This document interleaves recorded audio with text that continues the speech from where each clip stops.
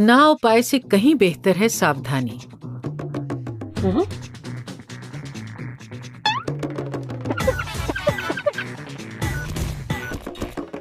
एक डॉक्टर से मुलाकात। कहिए, क्या कर सकती हूँ मैं आपके लिए? डॉक्टर साहिबा, मैंने एचआईवी के बारे में काफी कुछ सुना है, लेकिन मैं इसे पूरी तरह से समझना चाहती हूँ। क्या आप मुझे इसके बारे में समझा सकते हैं? जरूर। ये एक बहुत ही गंभीर स्वास्थ्य का विषय है। एचआईवी का मतलब है ह्यूमन इम्यूनोडिफिशियंसी वायरस। यही वो खतरनाक जानलेवा वायरस है जिससे लोगों को एड्स होता है। ये तुम्हारी जान भी ले सकता है। क्या ये मेरी जान ले सकता है? क्या इसका कोई उपाय नहीं है? नहीं, एचआईवी एड्स का कोई उपाय नहीं। सावधानी ना बरतने से ये किसी को भी हो सकता है। क्योंकि इसका कोई उपाय नहीं है, इसलिए ये जरूरी है कि हम एड्स को होने से रोकें। इसके फैलाव को रोकने के लिए और अपनी रक्षा करने के लिए हमें इसके बारे में सब कुछ समझना होगा। एड्स इतना खतरनाक क्यों है? ये हमारी जान कैसे लेता है? आइए, मैं आपको समझाती हूँ।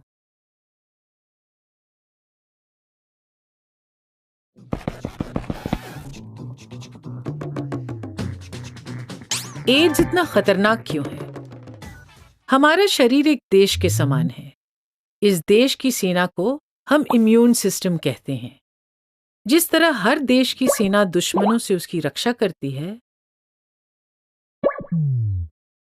उसी तरह हमारे शरीर का इम्यून सिस्टम बाहरी कीटाणुओं के आक्रमण से हमारे शरीर को बचा के रखता है। हमारी त्वचा एक मजबूत दीवार की तरह है जो हमें कई आक्रामक कीटाणुओं से बचाती है। हमारे शरीर के अंदर हमारे इम्यून सिस्टम के सेनापति, जिनको CD4 टी सेल्स कहते हैं, जवानों में अनुशासन बनाए रखते हैं ताकि हम तंदुरुस्त और सुरक्षित रहें। हमारे जवान सेनापति की हर आज्ञा का पालन करते हुए भिन्न प्रकार के कीटाणुओं को मार गिराते हैं। वायरस भी एक प्रकार का कीटाणु है। क्या आपने कभी नज़ला, जुकाम, खसरा, चिकन पॉक्स, पोलियो या खांसी का नाम सुना है? ये सब बीमारियां भी वायरस ही से फैलती हैं। एचआईवी यानी कि ह्यूमन इम्यूनोडिफिशियंसी वायरस दुनिया के सबसे खतरनाक वायरसों में से एक है। एचआईवी दूसरे वायरसों की तरह बाहर की हवा में जीवित नहीं रह सकता और इसलिए हवा द्वारा ये वायरस हमारे शरीर में प्रवेश नहीं कर सकता है। पर अगर एचआईवी हमारे शरीर के अंदर प्रवेश कर जाए तो बहुत ही खतरनाक बन जाता है। ये वायरस इतना खतरनाक है क्योंकि ये हमारे इम्यून सिस्टम के सेनापति को मार देता है। इसके बाद शरीर के अंदर एचआईवी की संख्या तेजी से बढ़ने लगती है, जो पूरे शरीर पर काबू पा लेता है। इस परिस्थिति में लोगों को एचआईवी पॉजिटिव कहा जाता है। अपने सेनापति के बिना जवान कमजोर हो जाते हैं और इसलिए कीटाणुओं का सामना भी नहीं कर पाते। समय के साथ एचआईवी हमारे शरीर के सभी सेनापतियों को मार देता है और फिर हमारा इम्यून सिस्टम काम करना बंद कर देता है। जब इम्यून सिस्टम काम करना बंद कर दे, तब कहा जाता है कि उस व्यक्ति को एक्वायर्ड इम्यून डिफिशियंसी सिंड्रोम यानी कि एड्स है। एड्स के मरीजों को इतनी आसानी से बीमारियां होने की संभावना है कि कमजोर कीटाणु भी गंभीर बीमारी या मृत्यु का कारण बन सकते हैं।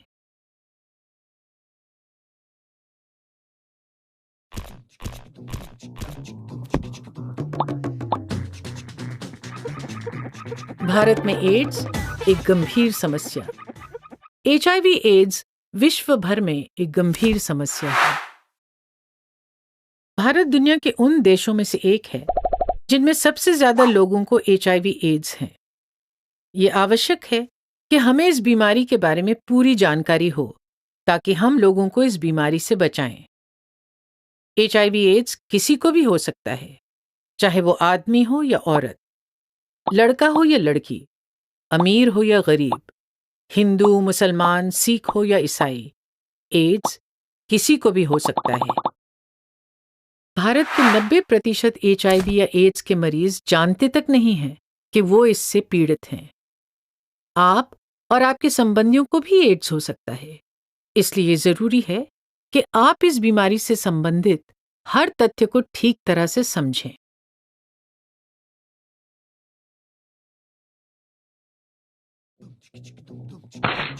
एड्स से संबंधित तथ्यों को जानो। क्या एचआईवी या एड्स होना आसान है? नहीं, ये आसान नहीं है। एचआईवी सर्दी जुकाम की तरह हवा से नहीं फैलता और ना ही ये खाने पीने की चीजों से फैलता है। मुर्गी, गाय या किसी जानवर के द्वारा भी एचआईवी नहीं फैलता। ये केवल कुछ मानव शारीरिक फ्लूइड्स में ही जिंदा रह सकता है और इन्हीं फ्लूइड्स के द्वारा फैलता है। हम सभी के शरीर में कई फ्लूइड्स होते हैं, जैसे कि आंसू, पसीना, थूक इत्यादि। ये वायरस केवल 3 शारीरिक फ्लूइड्स के द्वारा फैलता है। ये है हमारा 3 अंकी मंत्र। 1. खून। 2. मां का दूध। 3. यौन रस। अच्छा, और बाकी शारीरिक फ्लूइड्स? मैं ये कैसे जान सकती हूँ कि कौन से खतरनाक हैं और कौन से नहीं? अच्छा सवाल है, मैं समझाती हूं। एड्स कैसे होता है? पहला भाग, हाई रिस्क फ्लूइड्स। शारीरिक फ्लूइड्स 2 तरह के होते हैं, हाई रिस्क फ्लूइड्स और no risk fluids. HIV AIDS केवल हाई रिस्क फ्लूइड्स यानी खून, मां के दूध और यौन रस के द्वारा फैलता है। हमारा 3 अंकी मंत्र। खून एक हाई रिस्क फ्लूइड है। एचआईवी हमारे शरीर में ब्लड ट्रांसफ्यूजन यानी रक्त बदल, इस्तेमाल किए हुए रेजर ब्लेड या सुइयों के द्वारा प्रवेश कर सकता है। अगर गर्भवती स्त्री को एड्स हो तो उसके होने वाले बच्चे को 3 तरह से एड्स हो सकता है: गर्भावस्था में, जन्म देते समय या मां का दूध पीने से। खून और मां का दूध दोनों हाई रिस्क फ्लूइड्स हैं। एचआईवी के मरीज के साथ यौन संबंध रखने से भी एड्स फैल सकता है। यौन रस हाई रिस्क फ्लूइड है। एचआईवी और किसी भी फ्लूइड के द्वारा नहीं फैलता, जैसे ये थूक के द्वारा नहीं फैलता। थूक नो रिस्क फ्लूइड है। ये बलगम, खांसी, नाक के फ्लूइड्स के द्वारा नहीं फैलता। बलगम नो रिस्क फ्लूइड है। ये पसीने से नहीं फैलता। पसीना भी नो रिस्क फ्लूइड है। ये आंसू द्वारा नहीं फैलता। आंसू नो रिस्क फ्लूइड है। ये शौच के द्वारा नहीं फैलता। पेशाब और दस्त नो रिस्क हैं।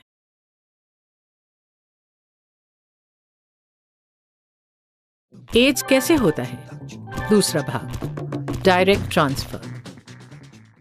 याद रखें कि हमारी त्वचा एक मजबूत दीवार की तरह है जो हमारी रक्षा करती है और एचआईवी हवा में जीवित नहीं रह सकता। वायरस के जिंदा रहने के लिए उसका हमारे शरीर में डायरेक्ट ट्रांसफर होना जरूरी है। डायरेक्ट ट्रांसफर क्या होता है? डायरेक्ट ट्रांसफर 2 तरह से हो सकता है। पहला, डायरेक्ट ट्रांसफर शरीर पे किसी घाव या चोट के कारण हो सकता है। इनके द्वारा वायरस खून में प्रवेश करता है। ये घाव शरीर पर कहीं भी हो सकते हैं। दूसरा, डायरेक्ट ट्रांसफर शरीर के प्राकृतिक द्वारों जैसे कि मुंह और गुप्त अंगों के जरिए भी हो सकता है। याद रखिए, एचआईवी सर्दी जुकाम के वायरस की तरह हवा में जिंदा नहीं रह सकता। ये वायरस तभी खतरनाक होता है जब ये हमारे शरीर में डायरेक्ट ट्रांसफर से प्रवेश पाता है। कैसे पता चल सकता है कि हमें एचआईवी एड्स है? 3 कदम परीक्षा का इस्तेमाल। पहला कदम, क्या यहां हाई रिस्क फ्लूइड है? अगर नहीं तो यहीं रुक जाइए। एचआईवी का कोई खतरा नहीं है। अगर हां तो अगले कदम पे जाइए। दूसरा कदम, क्या इस हाई रिस्क फ्लूइड का डायरेक्ट ट्रांसफर हुआ है? अगर नहीं तो रुक जाइए। एचआईवी का कोई खतरा नहीं है। अगर हां तो अगले कदम की ओर जाइए। तीसरा कदम, एचआईवी होने की संभावना है, तुरंत डॉक्टर से मिलिए। लेकिन मैंने सुना है कि एड्स का मरीज अपनी खांसी के द्वारा एचआईवी या एड्स फैला सकता है। क्या ये सच है? अच्छा, वापस इस चित्र को देखते हैं। इस बार आप मेरे सवालों का जवाब दीजिए मेरे डॉक्टर की पहेली द्वारा।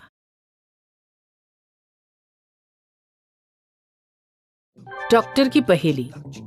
सवाल पूछे जाने पर सही जवाब पहचानिए। 3 कदम परीक्षा याद रखें। क्या किसी के खांसने या छींकने से एचआईवी फैल सकता है? नहीं। अब देखते हैं क्यों। क्या थूक और बलगम हाई रिस्क फ्लूइड्स हैं? नहीं, वो नहीं है। इसलिए इनसे एचआईवी इन्फेक्शन होने का कोई खतरा नहीं है। एचआईवी किसी के खांसने या छींकने से नहीं फैल सकता। क्या किसी और की सुई इस्तेमाल करने से एचआईवी फैल सकता है? हाँ, हो सकता है। अब देखते हैं क्यों। क्या खून हाई रिस्क फ्लूइड है? जी हाँ, है।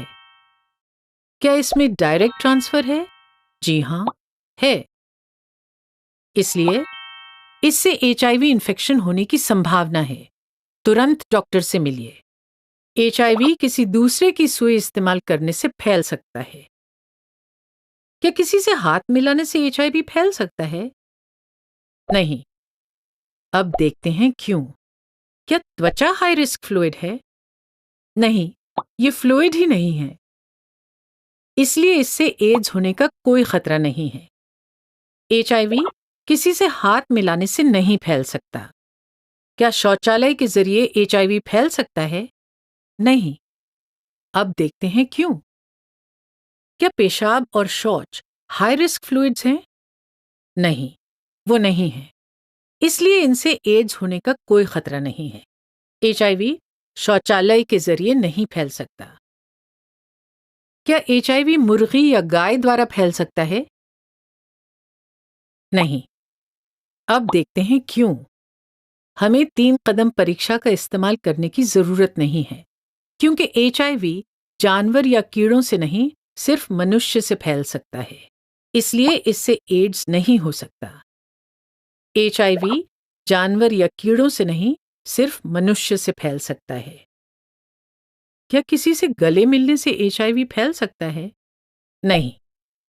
अब देखते हैं क्यों। क्या पसीना हाई रिस्क फ्लूइड है? नहीं, नहीं है। इसलिए इससे एड्स होने का कोई खतरा नहीं है। एचआईवी किसी से गले मिलने से नहीं फैल सकता। क्या मां के दूध द्वारा बच्चे में एचआईवी प्रवेश कर सकता है? हाँ, हो सकता है। अब देखते हैं क्यों। क्या मां का दूध हाई रिस्क फ्लूइड है? हाँ, है। क्या इसमें डायरेक्ट ट्रांसफर है? हाँ, है। इसलिए इससे एचआईवी एड्स का खतरा है। तुरंत डॉक्टर से मिलिए। एचआईवी मां के दूध द्वारा बच्चे में प्रवेश कर सकता है। क्या किसी को चूमने से एचआईवी फैल सकता है? नहीं। अब देखते हैं क्यों। क्या थूक हाई रिस्क फ्लूइड है? नहीं, नहीं है। इसलिए इससे एचआईवी इन्फेक्शन का कोई खतरा नहीं। एचआईवी किसी को चूमने से नहीं फैल सकता। क्या असुरक्षित यौन संबंध से एचआईवी फैल सकता है? हाँ, हो सकता है। अब देखते हैं क्यों। क्या यौन रस हाई रिस्क फ्लूइड है? हाँ, है। क्या इसमें डायरेक्ट ट्रांसफर है? हाँ, है। इसलिए इससे एचआईवी इन्फेक्शन होने का खतरा है। तुरंत डॉक्टर से मिलिए। एचआईवी असुरक्षित यौन संबंध से दोनों पुरुष और स्त्री में फैल सकता है। क्या मच्छर के काटने से एचआईवी फैल सकता है? नहीं। अब देखते हैं क्यों। हमें 3 कदम परीक्षा का इस्तेमाल करने की जरूरत नहीं है, क्योंकि एचआईवी जानवर या कीड़ों से नहीं, सिर्फ मनुष्य से फैल सकता है। इसलिए इससे एड्स का कोई खतरा नहीं है। पर डॉक्टर साहिबा, मच्छर आदमी का खून चूसते हैं, इनसे इन्फेक्शन का रिस्क क्यों नहीं है? अच्छा सवाल है। ये खास केस है। मैं आपको दिखाती हूँ क्यों मच्छर से इन्फेक्शन का रिस्क नहीं है। आइए फिर से 3 कदम परीक्षा पर ध्यान दें। क्या खून हाई रिस्क फ्लूइड है? हाँ, है। क्या इसमें डायरेक्ट ट्रांसफर है? नहीं, नहीं है। मच्छर सिर्फ शरीर से खून चूसता है, शरीर में खून डालता नहीं है। इसलिए इसमें कोई डायरेक्ट ट्रांसफर नहीं है। इसलिए इससे HIV इन्फेक्शन का कोई खतरा नहीं है। HIV मच्छर या किसी और कीड़े के काटने से नहीं फैल सकता है। ये नियम हमेशा याद रखिए। HIV सिर्फ मनुष्य से मिल सकता है, किसी जानवर या कीड़े से नहीं।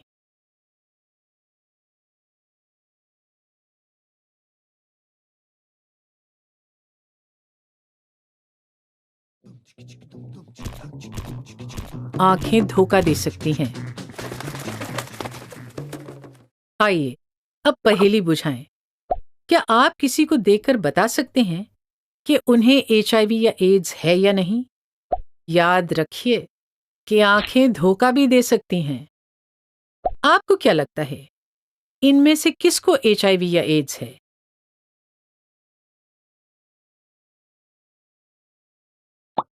गलत। आप किसी को देखकर नहीं बता सकते कि उन्हें HIV या एड्स है या नहीं। फिर से सोचिए, इनमें से किसको HIV या एड्स है?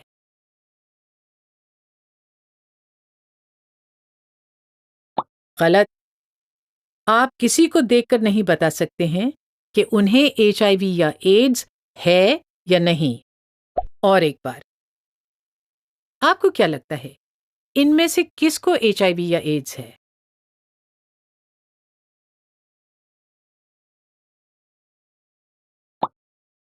फिर गलत। यही तो बात है। हमेशा याद रखिए, आप किसी को देखकर नहीं बता सकते कि उन्हें HIV या एड्स है या नहीं।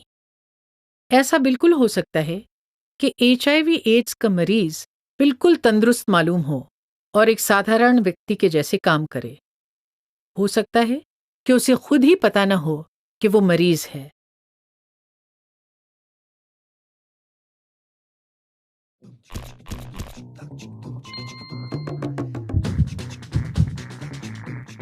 आप कैसे जान सकते हैं कि किसी को HIV या एड्स है? कुछ मरीज में लक्षण सालों तक दिखाई नहीं देते। अन्य मरीजों में कुछ ऐसे लक्षण हो सकते हैं, जैसे कि बुखार, सर्दी खांसी, सर दर्द, त्वचा पे दाने और ढेर सारा पसीना। लेकिन अंत में हर मरीज बहुत बीमार पड़ जाता है। जब HIV एड्स में बदल जाता है, तब उसके लक्षण और गंभीर हो जाते हैं। मरीजों को थकान महसूस होने लगती है, वो बीमार पड़ जाते हैं और उनका वजन भी कम होने लगता है। लेकिन ये लक्षण तो सर्दी, खांसी और बुखार में भी दिखाई पड़ते हैं। बिल्कुल, यही तो डर की बात है। शुरू के लक्षण सर्दी, खांसी और बुखार की तरह होते हैं, इसलिए बहुत लोगों को पता भी नहीं चलता जब उन्हें HIV इन्फेक्शन होता है। हाई रिस्क फ्लूइड्स के डायरेक्ट ट्रांसफर होने पर आपको तुरंत डॉक्टर से मिलकर HIV की जांच करवा लेनी चाहिए। मैं अपने आप को HIV से कैसे बचा सकती हूँ?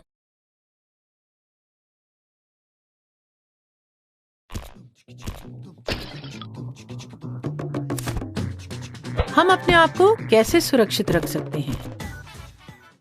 3 कदम परीक्षा याद है ना? HIV एड्स के होने के लिए यह जरूरी है कि हाई रिस्क फ्लूइड्स का डायरेक्ट ट्रांसफर हो। खून, किसी और का इस्तेमाल किया हुआ रेजर, ब्लेड या सुइयां मत इस्तेमाल कीजिए। इसमें HIV छोटी मात्राओं में उपस्थित हो सकता है, जिन्हें हम अपनी आंखों से नहीं देख सकते। खून केवल उन बैंक्स को दें जो अपने औजार को स्टेरिलाइज्ड रखते हैं। अगर आप किसी से खून लेते हैं तो ये जरूर पता करिए कि उसमें HIV तो नहीं है, और ये भी देखिए कि सुइयां जीवाणुहीन यानी स्टेरिलाइज्ड हैं। खून और मां का दूध, बच्चे को HIV का खतरा मां के गर्भ में हो सकता है, जन्म के समय, या मां के दूध से भी हो सकता है। लेकिन डॉक्टर की मदद से गर्भवती स्त्री एक तंदुरुस्त बच्चे को जन्म दे सकती है। मां का दूध, अगर कोई HIV एड्स की मरीज मां बनना चाहती है तो वो अपने डॉक्टर से पाउडर मिल्क इत्यादि के इस्तेमाल के बारे में पता करे। यौन रस। लड़के और लड़की को शादी से पहले HIV एड्स की जांच करा लेनी चाहिए। याद रखिए कि 90% मरीजों को ये नहीं पता कि उन्हें HIV एड्स है। शायद आपके जीवन साथी को भी न पता हो, इसलिए जांच करा लीजिए। यौन रस। हमेशा कॉन्डम का इस्तेमाल करिए।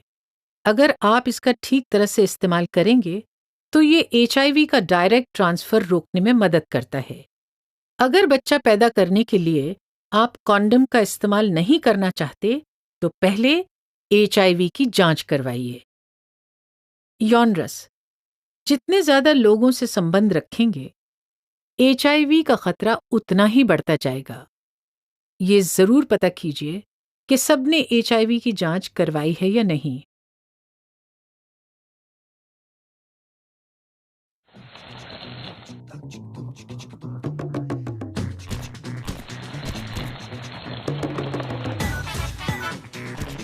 जांच क्यों जरूरी है? मैं जानती हूँ क्यों। ऐसे हो सकता है कि एड्स के कोई लक्षण दिखाई न दे, और क्योंकि आंखें धोखा दे सकती हैं, जांच से ही पता लग सकता है कि किसको एड्स है या नहीं। शाबाश। टेस्ट कराना बहुत आसान है और इससे बिल्कुल दर्द नहीं होता। अस्पताल जाकर बस थोड़ा सा खून देना होता है, जैसे शुगर के टेस्ट के लिए देते हैं। अपनी जान पहचान के डॉक्टर से जांच के बारे में पूछिए। अगर आप किसी को बताए बिना जांच करवाना चाहते हैं तो सरकारी अस्पताल जा सकते हैं। वहां बिना नाम पूछे टेस्ट होते हैं। HIV एड्स का कोई उपाय नहीं है, लेकिन इसके कुछ ऐसे उपचार हैं जो आपको और लंबी उम्र दे सकते हैं। इन उपचारों के साथ एड्स के फैलाव का खतरा भी कम हो सकता है। ये जरूरी है कि डॉक्टर की सहायता जल्द ही ली जाए। ये सब सिखाने के लिए मैं आपकी बहुत शुक्रगुजार हूँ।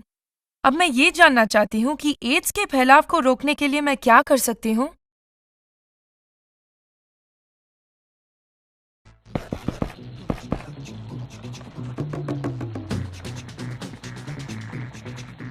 HIV के फैलाव को रोकने के लिए आप क्या कर सकते हैं?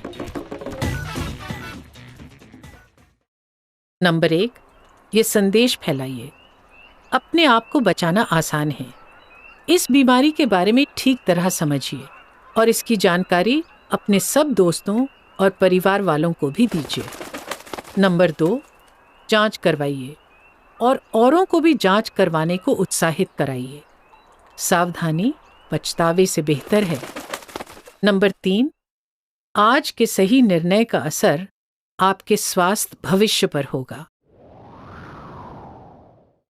हमारी टीम में शामिल हो जाइए और हम साथ साथ HIV और एड्स के बारे में लोगों को जानकारी दें। चलिए मिलके हम अपने भारत को HIV एड्स से बचाएं, जिंदगी का उपहार अपने देशवासियों को दें।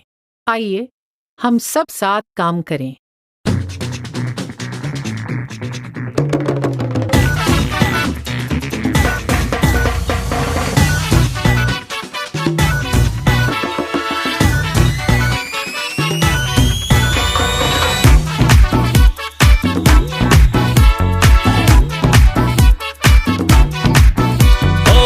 हमसे ना वैसे वैसे पकड़ो ओहो, ऑर्डर जनहित में जारी रहे, अपनी लिमिट में रहो। हेलो हेलो, अब तो है अपनी बारी रे।